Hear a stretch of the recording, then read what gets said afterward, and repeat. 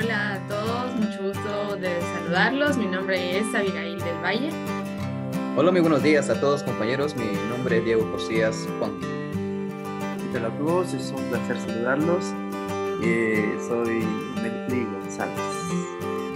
Y pues para nosotros es un gusto poder estar aquí hoy presentándoles, hablándoles un poco acerca de la palabra del Señor. Somos el grupo número 1 y pues el día de hoy vamos a hablar un poco acerca del primer milagro que nuestro Señor Jesús hizo aquí en la tierra, ¿verdad? Creo que es un milagro que nos muestra quién es la persona de Jesús, su poder. Vamos a enfocarnos en ciertas cosas antes de notar y sobre todo saber de que en este primer milagro que Él realizó podemos ver cuál era ese amor, esa importancia que Él tenía por los demás y no solo en sí mismo, ¿verdad? Entonces creo que tenemos muchas cosas por aprender y pues esperamos de que todos podamos tomar un poco acerca de lo que la palabra del Señor nos muestra. En este momento vamos a estudiar Juan capítulos, versículo 1 al 11.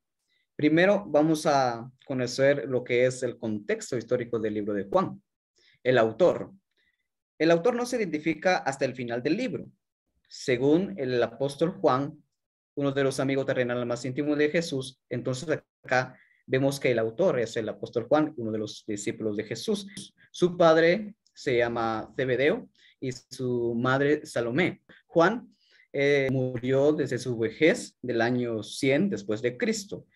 Y él escribió la epístola de Primera de Juan, Segunda de Juan y Tercera de Juan, y también el Apocalipsis. Bueno, la fecha propuesta podría ser, varían desde el año 65 después de Cristo hasta el año 100 después de Cristo. Y también, según los primeros escritores cristianos en el siglo II, Juan escribió su libro, este libro en Éfeso, en Asia Menor de actual Turquía. Muy bien. Ahora ya conocemos lo que es el autor, la fecha, ahora el propósito del Evangelio de Juan. ¿Por qué escribió Juan este libro? Bueno, en el libro de Juan, ahí dice claramente, por ejemplo, en capítulo 20 al 30 al 31, él dice su propósito o hace conocer su propósito en su libro. Y dice que al escribir para ganar a los otros, como los hombres, las mujeres y los niños, para apreciar la fe en Cristo y creen que el Hijo de Dios, para que creyendo tengan vida en su nombre. Y entonces, ¿cuál es el motivo? ¿Por qué él escribió este propósito? Entonces, vemos el motivo. El motivo es, ahí tienen dos características especiales. La primera, que el cristianismo se había desplazado al mundo gentil. Segundo, se iban concibiendo, formulando teologías y credos e inevitablemente los pensamientos de algunos surgieron caminos equivocados y surgieron herejías.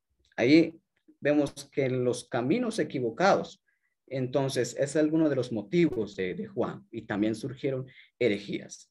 Muy bien, la herejía también se conoce como el nombre general de gnosticismo. Y el gnosticismo proviene del término griego gnostiquismos, de griego gnosis, que se traduce el conocimiento de las personas, la forma de pensar de las personas. Y bíblicamente el gnosticismo es considerado como una herejía que afirmaban que Jesús era una de las emanaciones que proceden de Dios.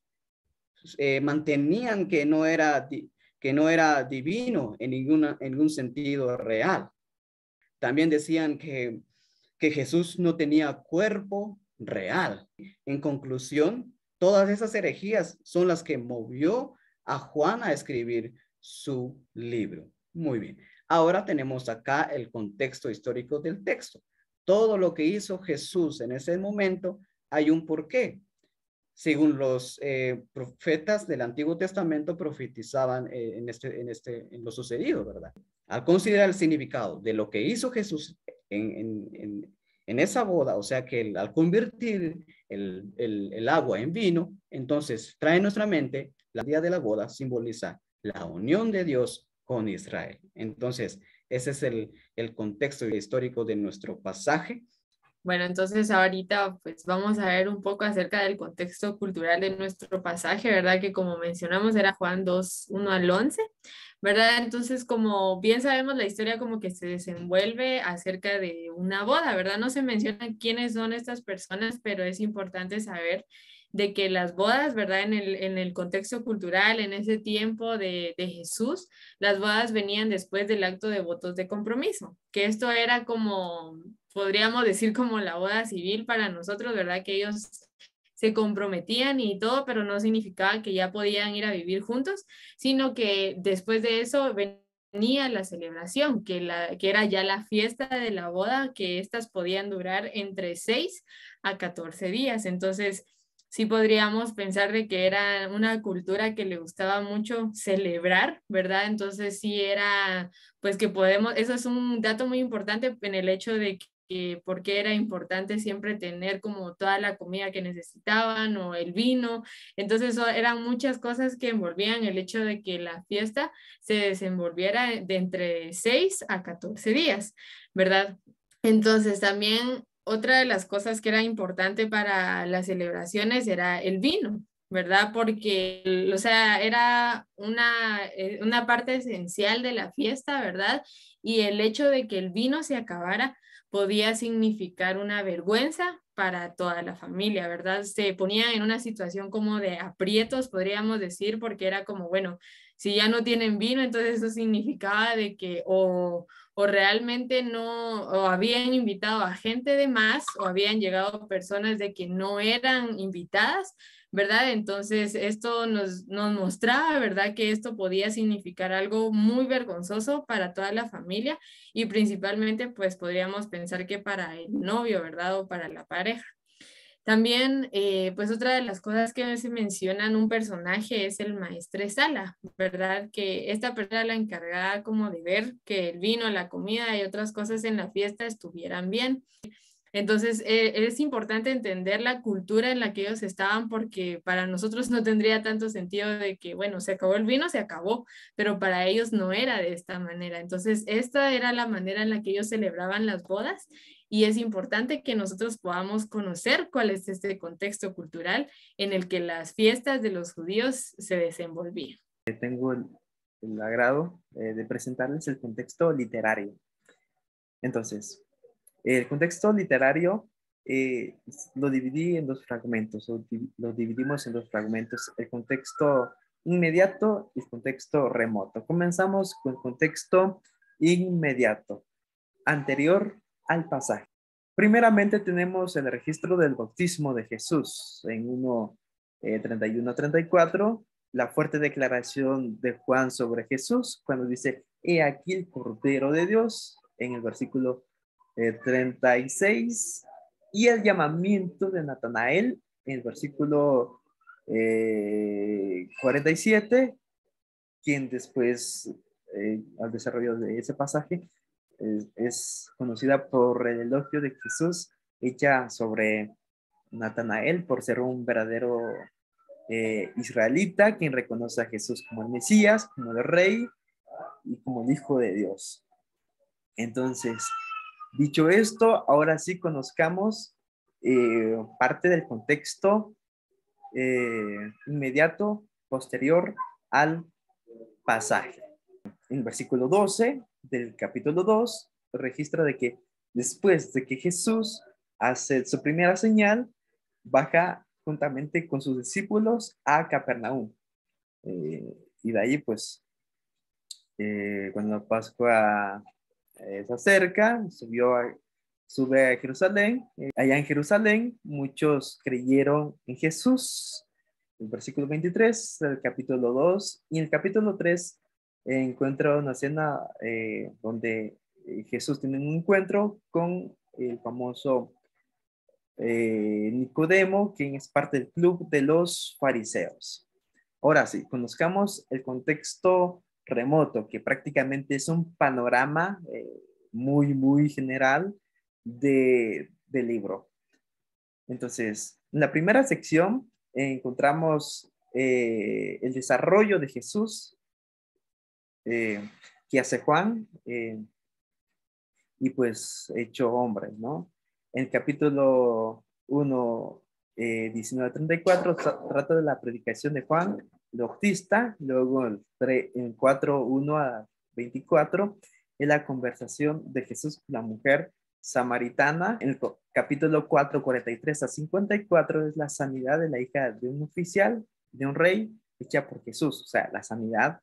Esto pasó en Galilea y recordemos que fue en esa misma región, aunque no fue en la misma aldea, en Caná, donde Jesús hizo su primera señal.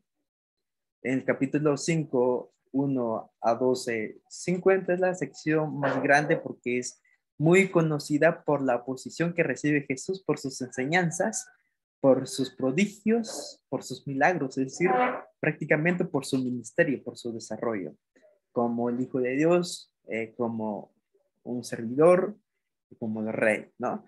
En 13-17, 26, prácticamente estos capítulos, la sección donde Jesús se ocupa para capacitar a sus discípulos para todo, por lo que vendría en el capítulo 18 y 19, pero sobre todo para servir a los demás. En el capítulo 18-19 trata del arresto de Jesús y su crucifixión. En el capítulo 21-23 se registra la resurrección de Jesús. Y finalmente, en el versículo 24 y 25 del capítulo 21, es la conclusión del evangelio que prácticamente dice Juan que es su testimonio, Juan el apóstol. Dicho esto, ahora sí, comencemos con nuestro estudio. Acompáñeme a conocer los primeros versículos. El primer versículo dice, al tercer día. Ese tercer día nos indica el tiempo en la que sucedió la boda. Bueno, se hicieron unas bodas. El verbo y el sustantivo, ambos en el original se encuentran en singular. Entonces, la mejor traducción sería, se hizo una boda. Después del llamamiento de Andrés y de Pedro, o Pedro y Andrés, se hizo una boda. Una boda en aquella región era un acto de celebración, era un festejo, era todo una feria, literalmente, porque las bodas llegaban a durar semanas de aquella época. Es muy importante conocer de la manera en que se hacía una boda en aquella región, porque, como decía anteriormente, una boda podía alcanzar a celebrarse por semanas. Entonces, ¿eso por qué? Porque primero, como bien dijo la compañera anteriormente, es que se celebraba la ceremonia. Y de ahí, pues, los que estaban ahí monitorizando las cosas hacían a que la pareja recorría intencionalmente un camino muy largo para que los vecinos regalarse, pues, tal vez al término, sus regalos. Para ellos hacía un largo camino para la pareja. A ellos les trataban como un rey y como una reina. Definitivamente, pues, súper hermoso, ¿no? Yo creo que muy bonito, ¿no? Para los que se quieren casar ahí en el Medio Oriente, lo pueden hacer, ya saben cuál será su trato. Entonces, lo que hacían en aquella región para celebrar, para festejar un matrimonio, ¿no? Y dice, ¿en dónde se realizó? En Caná de Galilea. Caná de Galilea. Acá tenemos un mapa muy hermoso de aquella región, de aquella época, que valga el término.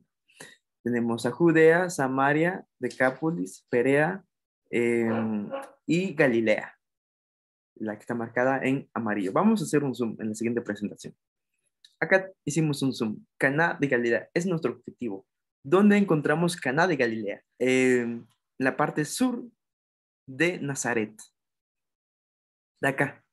Acá encontramos Caná de Galilea. Acá lo podemos encontrar. Actualmente forma parte del territorio Migdal hoy en día. Acá está. Migdal. Y acá está Caná y acá está Migdal. Nazaret sigue existiendo. Caná, pues es muy probable a que la ciudad ya esté abandonada. Los expertos dicen que entre Caná y Nazaret hay 15 kilómetros por medio. Y pues los que han tenido la experiencia de estar allá en Nazaret dicen que se alcanza a ver Caná desde Nazaret. Qué curioso, ¿verdad? Nazaret es el lugar de origen de Jesús. Entonces, allí se encontraba Jesús, ¿no? En Caná de Galilea. Y estaba allí la madre de Jesús. Curiosamente, solamente se menciona la madre de Jesús. ¿Tendría sus razones? Es muy posible. Los comentaristas, dice especialmente Barclay, dice que es muy probable a que para esa época ya había muerto José, el padre de Jesús. Entonces, algo que quiero resaltar en este versículo, de que las bodas de una virgen siempre se llevarían a cabo o siempre se harían los días miércoles. Si eso es así, nos ayudaría a entender qué día fue el llamado de Andrés y de Pedro. Entonces, fue un día sábado en que estos muchachos, si no fue un sábado, seguramente fue un domingo, pero eso es un dato muy importante.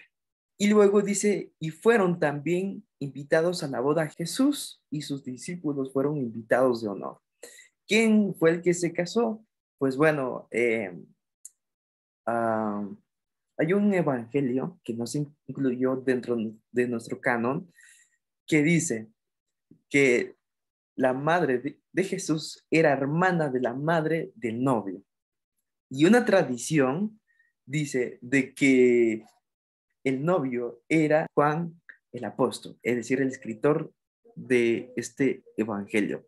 Y acá hay algo muy importante que resaltar en el versículo 3. Y dice, y faltando el vino, es decir, que no estaba dentro de lo esperado. Lo esperado era que alcanzara el vino. Ahora, ¿por qué el vino? Anteriormente la compañera Abigail había dicho de que el vino era un elemento indispensable para toda fiesta. Eso no quería decir a que los invitados se emborrachaban. No, no, no, porque no sucedía eso. Entonces, lo que pasaba acá es que faltó algo muy importante. Y eso era, como decía la compañera Abigail, que era una falta muy grave. Era una gran vergüenza. Primeramente, para el responsable de la boda, quien era el novio, o sea, el novio y la novia, esa cuestión de la falta del vino. Incluso los rabinos decían de que sin vino no puede haber alegría. Les suena muy familiar esta frase, ¿verdad? Entonces, y acá María presenta su preocupación. Ahora, ¿por qué? Porque es muy probable que María sea quien estaba ahí monitorizando la actividad. Es muy probable que más adelante en el versículo 5 tenía la autoridad suficiente para ordenar a los que estaban sirviendo a que hagan lo que Jesús pidiera. Entonces, María dice, no tienen vino. Y Jesús le dijo, ¿qué tienes conmigo, mujer? Si solamente nos enfocamos en esta pregunta a modo de respuesta de Jesús hecha para su madre, podemos decir que hoy, pero qué grosero es Jesús. No había visto a Jesús de esa manera. A primera vista, eso podemos decir, pero esta es una traducción muy literal del original griego. ¿Por qué? Porque esta era una expresión que se usaba en aquella región, todo lo contrario a donde nosotros vivimos, que es otro lado del mundo. Si se tomara de la manera brusca, puede ser muy desagradable, poco poco ético, ¿verdad? Pero con el tono de voz daba la diferencia entre si se decía de la manera amable o de la manera brusca.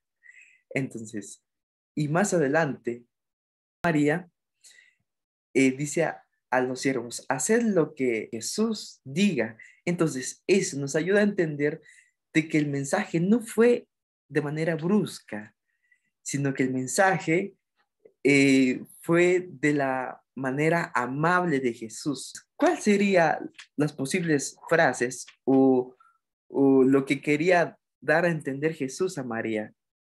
Puede ser de la siguiente manera. No te preocupes, es que tú no entiendes lo que está pasando. Déjamelo a mí.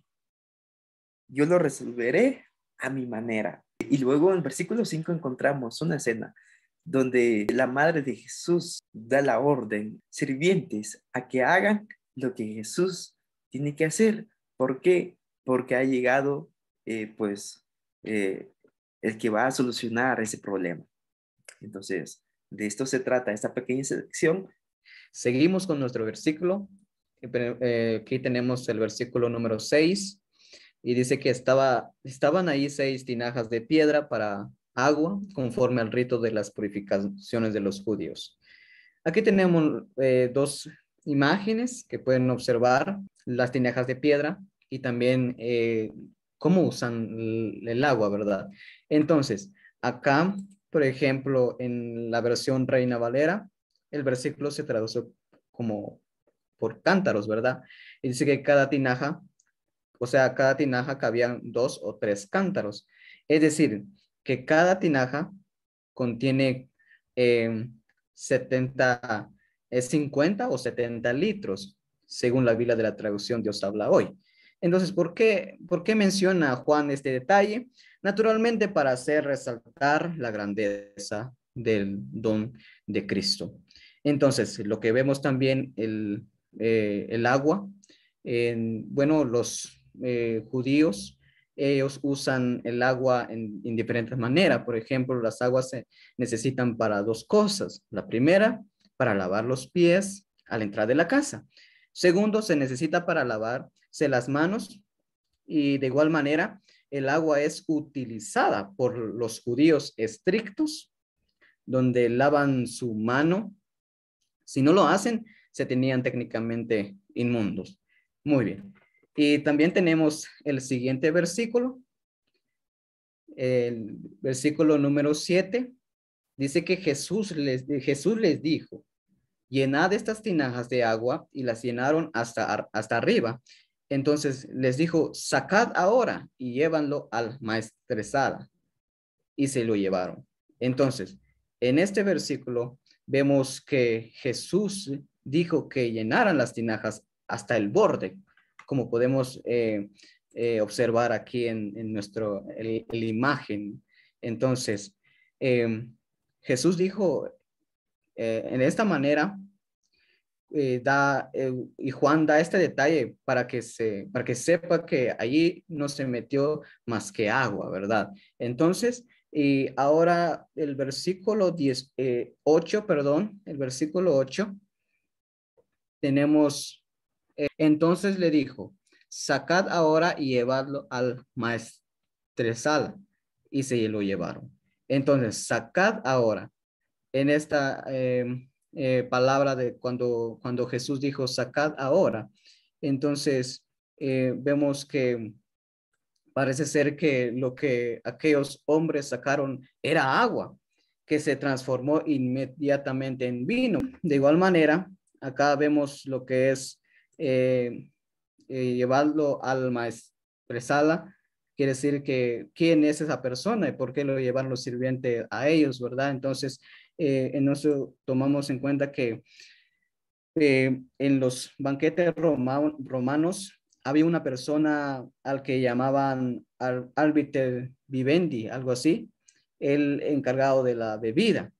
A veces era uno de los invitados el que actuaba de maestro de ceremonias en una boda judía.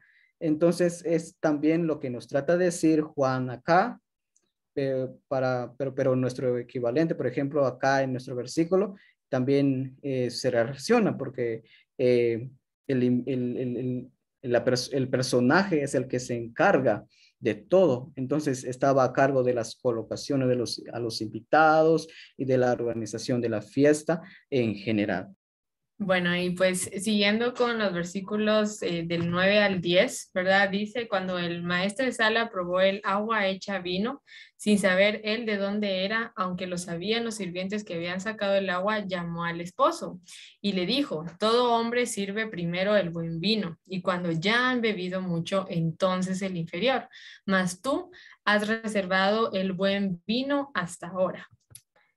Pues creo que podemos ver aquí lo interesante, ¿verdad? Como se nos decía en los versículos anteriores, los sirvientes tuvieron que sacar de un momento a otro el agua que ellos tenían en los cántaros sin saber qué era lo que iban a ir a servirle al maestresala, ¿verdad? Y entonces creo que fue tal vez muy impresionante para los sirvientes al momento en el que ellos vieron que realmente no era agua lo que habían llevado, sino era vino lo que el maestresala estaba probando.